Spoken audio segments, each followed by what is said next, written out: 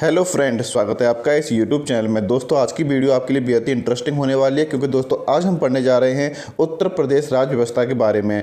दोस्तों, ये हमारा तीसरा पार्ट है। इससे पहले मैंने पार्ट 1 और पार्ट 2 अपलोड कर दिया है। अगर वो आपने नहीं देखा है तो उसकी लिंक मैं आपको डिस्क्रिप्शन में दे दूँगा, आप जाकर देख सकते हैं। तो आइए दोस्तों शुरू करते हैं।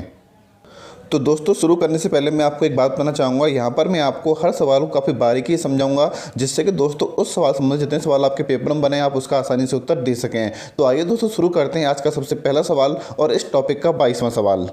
तो दोस्तों, सबसे पहला सवाल है, राज्य मानव अधिकार आयोग का गठन उत्तर प्रदेश में कब किया गया? तो आपका आंसर हो जाएगा 2002 ईस्वी में राज्य मानव अधिकार आयोग का गठन हुआ था। दोस्तों, ये टॉपिक आपके पेपर के लिए बहुत ही इंपॉर्टेंट है, इसलिए दोस्तों इस टॉपिक को बड़े ध्यान से समझेंगे और सुनेंगे। उत्तर प्रदेश मानव अधिकार आयोग की स्थापना मानव अधिकारों के संरक्षण अधिनियम 1993 की धारा 21 के तहत 7 अक्टूबर 2002 ईस्वी को हुई थी। तो दोस्तों, यहाँ पर आपको ध्यान रखना है कि उत्तर प्रदेश मानव अधिकार आयोग की स्थापना कब हुई थी? 7 अक्टूबर 2002 ईस्वी को हुई थी। किस अधिनियम के अंतर्गत हुई थी? तो मानव अधिकारों के संरक्षण अधिनियम 1993 की धारा 21 के तहत हुई थी। यहाँ पर दोस्तों आपसे यह भी पूछा जा सकता है कि उत्तर प्रदेश मानव अधिकार आयोग का मुख्यालय कहाँ पर स्थित है? तो आपका आंसर क्या हो जाएगा? उत्तर प्रदेश मानव अधिकार आयोग का मुख्यालय लखनऊ में स्थित है। अब दोस्तों, यहाँ पर आपसे बहुत ही अच्छा सवाल पूछा जाता है कि उत्तर प्रदेश मानव अधिकार आयोग में कुल कितने मेंबर हैं? तो आपका आंसर हो जाएगा कुल 3 मेंबर हैं, जिसमें से दोस्तों एक अध्यक्ष होता है और 2 इसके सदस्य होते हैं। इसके जो अध्यक्ष होते हैं उनकी नियुक्ति मुख्यमंत्री की अध्यक्षता में राज्यपाल के द्वारा होती है। दोस्तों, आपको ये बात ध्यान रखनी है, क्योंकि दोस्तों ये सवाल पूछा जाता है कि उत्तर प्रदेश मानव अधिकार आयोग के अध्यक्ष की नियुक्ति कौन करता है? तो आपका आंसर क्या हो जाएगा? राज्यपाल करता है। किसकी अध्यक्षता में करता है? तो मुख्यमंत्री की अध्यक्षता में करता है। दोस्तों, यहाँ से एक सवाल और आ सकता है कि अध्यक्ष का कार्यकाल कितने वर्ष का होता है? तो आपको याद रखना है, इनका कार्यकाल 5 वर्ष का या फिर 70 वर्ष की आयु तक होता है। दोनों में से जो भी पहले हो जाएगा वो मान्य होता है। दोस्तों, यहाँ पर एक सवाल और पूछा जाता है कि उत्तर प्रदेश मानव अधिकार आयोग के अध्यक्ष को कौन हटा सकता है? तो आपका आंसर हो जाएगा कि इनको राष्ट्रपति के द्वारा हटाया जाता है। यहाँ पर दोस्तों हम कंफ्यूज हो जाते हैं कि किसके द्वारा हटाया जाता है। तो काफ़ी स्टूडेंट क्या करते हैं, राज्यपाल को टिक कर कराते हैं, जो कि गलत होता है। आपका आंसर क्या माना जाएगा? राष्ट्रपति माना जाएगा। दोस्तों, यहाँ पर एक महत्वपूर्ण बात और याद रखनी है आपको कि अध्यक्ष का कार्यकाल पूरा होने के बाद अध्यक्ष राज्य सरकार या केंद्र सरकार से अधीन किसी पद को ग्रहण नहीं कर सकता है। मतलब दोस्तों, इनको दोबारा नियुक्ति नहीं मिलती है। अब दोस्तों, मैं आपके लिए एक सवाल लेकर आया हूं, जो कि आपको आंसर देना है कि वर्तमान में उत्तर प्रदेश मानव अधिकार आयोग के अध्यक्ष कौन हैं। इसका आंसर आपको कमेंट बॉक्स में कमेंट करना है। यहाँ पर दोस्तों मैं आपको हर सवाल का डिटेल में समझाऊंगा, जिससे दोस्तों आपका टॉपिक भी कंप्लीट हो जाएगा और उससे संबंधित जितने सवाल आपके पेपर में बनते हैं वो भी आपको याद हो जाएंगे। हमारा अगला सवाल है दोस्तों, जो कि बहुत ही इंपॉर्टेंट है, उत्तर प्रदेश के प्रथम राज्य मुख्य सूचना आयुक्त तो कौन थे? तो इसका आंसर हो जाएगा M.A. खान उत्तर प्रदेश के प्रथम राज्य मुख्य सूचना आयुक्त थे। अब यहाँ पर दोस्तों एक वर्ड आया है, राज्य मुख्य सूचना। तो दोस्तों हम इसके बारे में विस्तार समझ लेते हैं, क्योंकि ये भी आपका एक बहुत ही इंपॉर्टेंट टॉपिक है।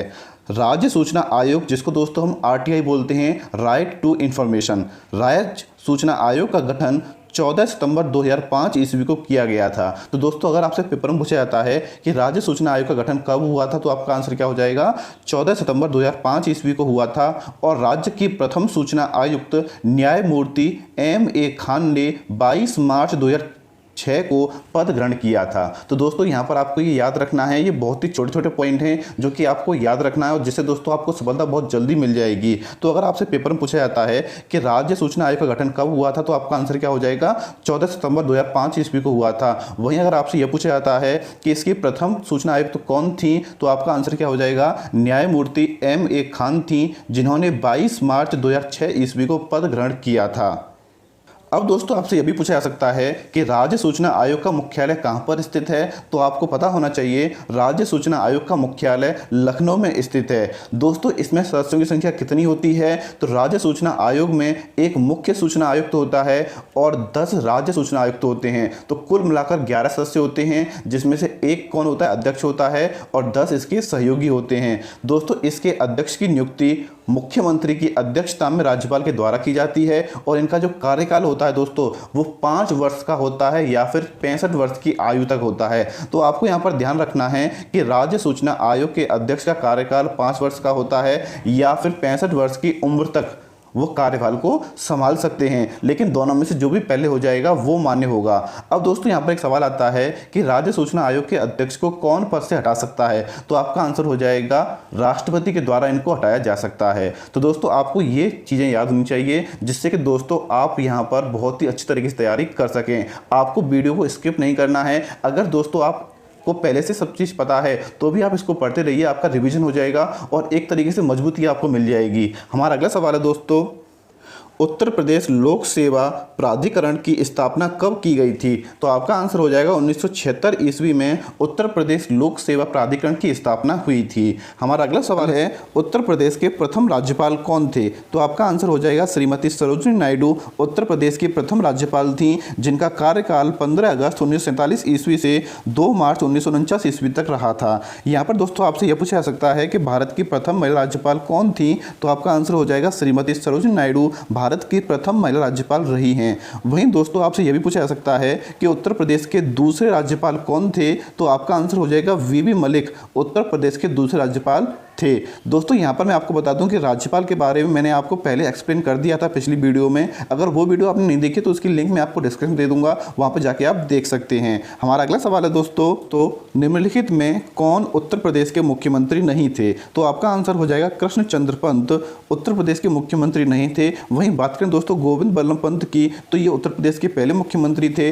नंदन बहुगुणा ये उत्तर प्रदेश के 2 बार मुख्यमंत्री रह चुके हैं, और नारायण दत्त तिवारी ये भी आपके मुख्यमंत्री रह चुके हैं। वहीं बात करें दोस्तों कृष्णचंद्र पंत की, तो ये गोविंद बल्लभ पंत के पुत्र थे, जो कैबिनेट मंत्री के साथ योजना आयोग के उपाध्यक्ष भी रह चुके हैं। हमारा अगला सवाल है दोस्तों, जो कि इंपॉर्टेंट है दोस्तों, उत्तर प्रदेश को 4 छोटे प्रदेशों में बांटने का प्रस्ताव उत्तर प्रदेश विधानसभा में कब पारित हुआ था, तो इसका आंसर हो जाएगा 21 नवंबर 2011 ईस्वी को उत्तर प्रदेश को 4 छोटे प्रदेशों में बांटने का प्रस्ताव पारित हुआ था। दोस्तों ये जो प्रस्ताव पारित हुआ था उस समय सरकार किसकी थी, तो आपसे पेपर में पूछ लेता है, तो मैं आपको बता देता हूँ 21 नवंबर 2011 को बसपा सरकार ने ध्वनिमति से उत्तर प्रदेश को 4 छोटे प्रदेशों में बांटने का प्रस्ताव पारित किया था। ये 4 छोटे प्रदेश कौन कौन से थे, तो सबसे पहला था पूर्वांचल, दूसरा था बुंदेलखंड, तीसरा था आपका दोस्तों पश्चिम प्रदेश, और चौथा था आपका अवध प्रदेश। इन चारों बांटने का प्रस्ताव पारित हुआ था, लेकिन दोस्तों बाद में सरकार बदल गई और सरकार बदलने के साथ ही ये जो आपका प्रस्ताव था वो ठंडे बस्ते में पड़ गया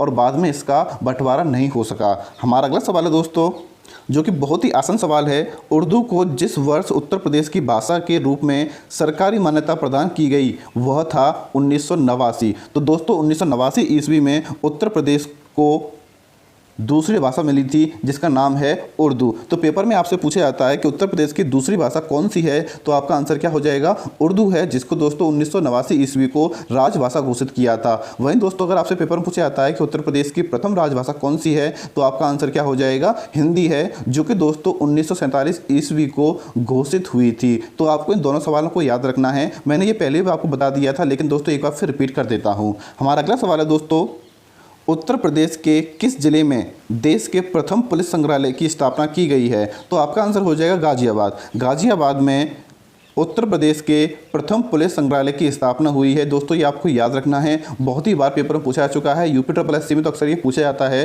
कि उत्तर प्रदेश के किस जिले में देश के प्रथम पुलिस संग्रहालय की स्थापना की गई है, तो आपका आंसर क्या हो जाएगा, गाजियाबाद हो जाएगा। बढ़ते हैं दोस्तों अगले सवाल की तरफ। उत्तर प्रदेश में पंचायतें सिविल मामलों में अधिकतम कितना जुर्माना लगा सकती हैं, तो इसका आंसर हो जाएगा दोस्तों 100 रुपये का जुर्माना लगा सकती हैं। इसके बारे में दोस्तों विस्तार से पढ़ लेते हैं। उत्तर प्रदेश में पंचायतें सिविल मामलों में अधिकतम 100 रुपये जुर्माना लगा सकती हैं। उन्हें कारावास देने का कोई भी अधिकार नहीं है, जबकि ग्राम पंचायतें अधिकतम 500 रुपये तक के जुर्मानों में मुकदमों की सुनवाई कर सकती हैं। तो दोस्तों अगर आपसे पंचायतों की बात पूछी जाती है तो 100 रुपये अधिकतम होता है। वहीं अगर ग्राम पंचायत की बात पूछी जाएगी तो आपका आंसर क्या हो जाएगा, 500 रुपये हो जाएगा। तो दोस्तों आपको इन बातों को याद रखना है। ये काफ़ी छोटी बातें हैं लेकिन फिर भी आपको याद रखना है। हमारा अगला तो उत्तर प्रदेश में ग्राम प्रधान का निर्वाचन होता है। आपके सामने ऑप्शन दे रखे हैं, ध्यान से ऑप्शन पढ़िएगा और इसका आंसर दोस्तों आपको कमेंट बॉक्स में कमेंट करना है। उम्मीद करता हूं दोस्तों कि आप सभी क्वेश्चनों का आंसर कमेंट बॉक्स में कमेंट करोगे, जिससे कि दोस्तों मुझे पता लग सके कि आपने कितनी तैयारी की है और कितनी तैयारी कर रहे हो। हमारा अगला सवाल है दोस्तों, जो कि आज का अंतिम सवाल है, उत्तर प्रदेश में कब से द्विसदनीय विधानमंडल है? तो दोस्तों इसका आंसर हो जाएगा 1937 ईस्वी से उत्तर प्रदेश में द्विसदनीय। दोस्तों उत्तर प्रदेश राज्य में 2 सदन हैं, एक है उच्च सदन जिसको कि विधान परिषद बोला जाता है, और एक है निम्न सदन जिसको कि दोस्तों विधानसभा बोलते हैं। इन दोनों के बारे में मैंने आपको पहले एक्सप्लेन कर दिया पिछली वीडियो में, तो आप वहाँ पे जाके देख सकते हैं। तो दोस्तों इस तरीके से मैंने यहाँ पर आपको आज उत्तर प्रदेश राज्य व्यवस्था का तीसरा पार्ट पढ़ा दिया है। कल दोस्तों मैं आपके लिए चौथा पार्ट लेकर आऊँगा, और दोस्तों मैं आपको भरोसा दिलाता हूँ कि आपकी जीके को काफ़ी स्ट्रॉन्ग कर दूंगा। अगर दोस्तों वीडियो आपको अच्छी लगी हो तो प्लीज़ लाइक कीजिएगा, चैनल को सब्सक्राइब कीजिएगा। थैंक यू वेरी मच दोस्तों।